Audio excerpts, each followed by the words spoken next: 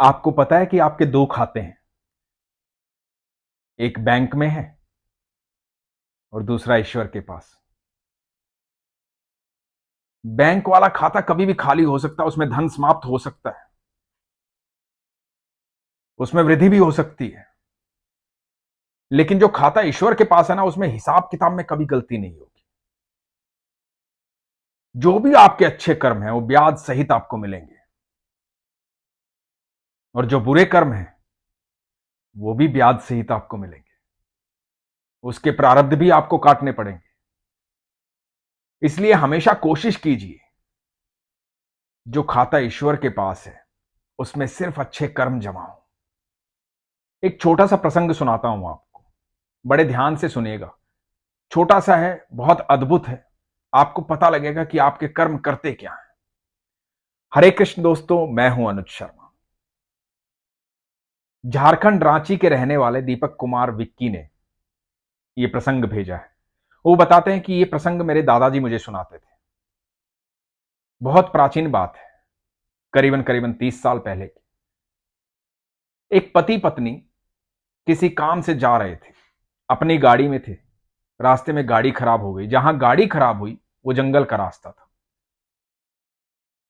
रात्रि होने वाली थी, गाड़ी खराब हो गई थी। कुछ गहने थे इनके पास, कुछ धन था इनके पास। उस जमाने में लोग इतना तो बैंक में खाते में रखते नहीं थे, लोग अपने पास ही रखते थे। लोग गहने भी पहनते थे, तो इनके पास भी गहने थे। ये थोड़े घबरा गए, क्योंकि जंगल था, पता नहीं क्या हो जाए। और दूर से इनको आहट आई कि कोई आ रहा है। इन्होंने गाड़ी वहीं छोड़ी और सोचा कि कहीं छुप जाते हैं। एक खंडर मिला, तो इनको लगा कि इसमें छुप जाते हैं। बड़ा सा खंडर था। तो जब अंदर घुसने लगे तो मकड़ी के बहुत सारे जाले उसमें लगे हुए थे, क्योंकि उस खंडर में पता नहीं कब से कोई आया नहीं था। मकड़ी के जाले लगे हुए थे।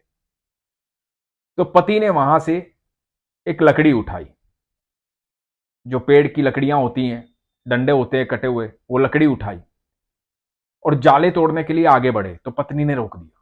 पत्नी ने कहा कि नहीं, ये जाले मत तोड़ो। आपको पता है कितनी मेहनत से इन्होंने बनाए होंगे। हम अपनी रक्षा के लिए इनका घर क्यों तोड़ दें? अपना घर बचाने के लिए इनका घर क्यों तोड़ दें? हमें चुपचाप इनको सुरक्षित रखते हुए अंदर पहुंचना है। और वो नीचे से झुक करके पति पत्नी खंडर के अंदर घुस गए। इधर जो उन्होंने आहट सुनी थी कि कुछ लोग आ रहे हैं, थोड़ी देर बाद पता लगा कि वो लुटेरे थे, क्योंकि वो खंडर के पास आ गए थे। उनकी आवाजें सुनाई दे रही थी। वो आपस में बात कर रहे थे कि गाड़ी छोड़कर कोई इधर उधर कैसे जा सकता है।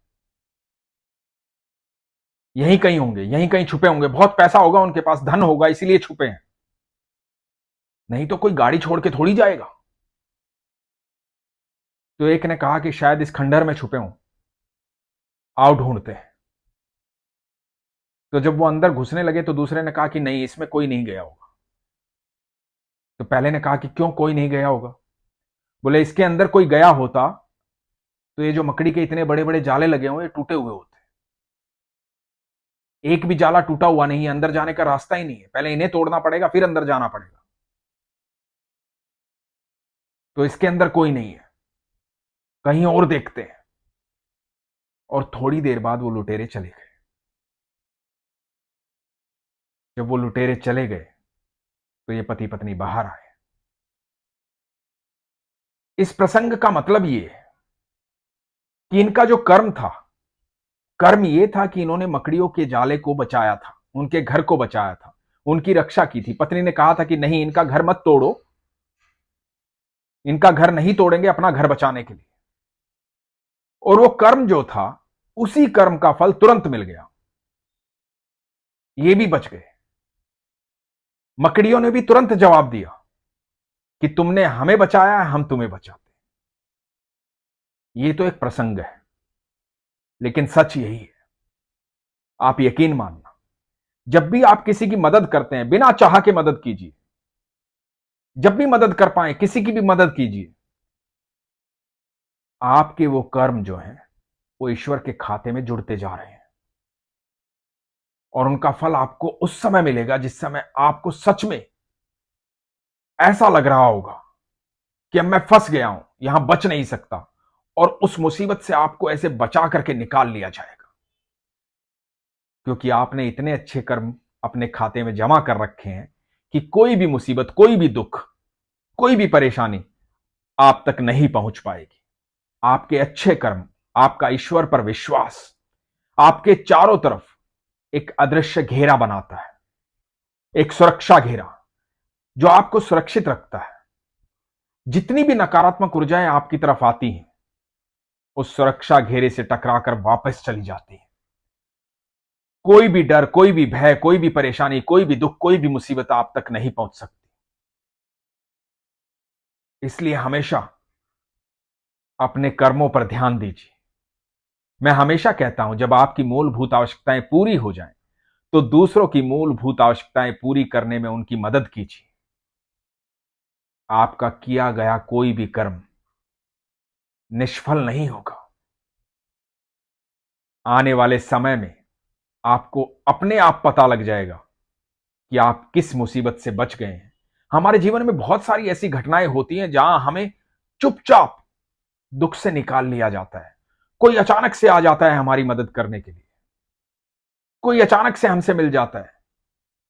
जीवन में छोटी छोटी घटनाएं ऐसी होती हैं जहां हम अपने आप को सुरक्षित महसूस करते हैं। यह अचानक से होता है। बड़ी छोटी छोटी सी बातें होती हैं। कभी रास्ता भटक जाते हैं, कभी किसी दुविधा में फंस जाते हैं, एक साधारण सा व्यक्ति आकर के हमारी समस्या का हल कर जाता है। यह सिर्फ हमारे कर्मों की वजह से होता है, क्योंकि जब ईश्वर के खाते में हमारे अच्छे कर्म जमा होते हैं, तो ईश्वर बहुत सारे लोगों को हमारे आसपास इसलिए लगा देते हैं कि हम किसी भी मुसीबत में ना पड़े, कोई भी दुख हम तक ना पहुंचे। ईश्वर व्यक्ति के मन में बैठ करके उसे आदेश देते हैं कि चल इस बच्चे की मदद कर, क्योंकि इसने हमेशा अच्छे कर्म किए हैं। इसलिए हमेशा कहता हूं, अपने विश्वास को मजबूत रखिए, अपना ख्याल रखिए। हरे कृष्ण।